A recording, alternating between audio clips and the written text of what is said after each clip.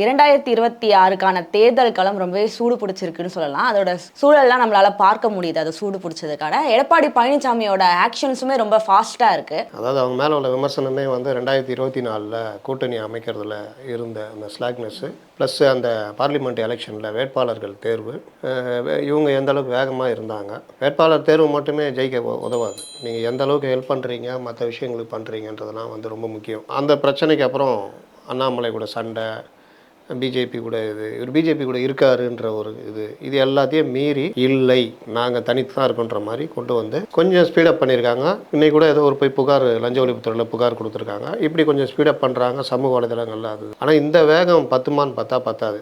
ஏன்னா விஜய் கொஞ்சம் ஸ்பீடு எடுத்தாருன்னா இந்த வேகம் ஒன்றும் இல்லாமல் போயிடும். மீடியாக்கள் அதை நோக்கி ஓட ஆரம்பிச்சிடும். சிக் ஷாம்புவில் உள்ளது ஃபிளாக்ஸீட் புரோட்டீன் மற்றும் பிளாக் டீ. கூந்தலை ஆக்கிடும் 2x ஸ்ட்ராங்கர் மற்றும் shiny black. Chik strong and black shampoo கூந்தலுக்கான புரோட்டீன் தெரப்பி.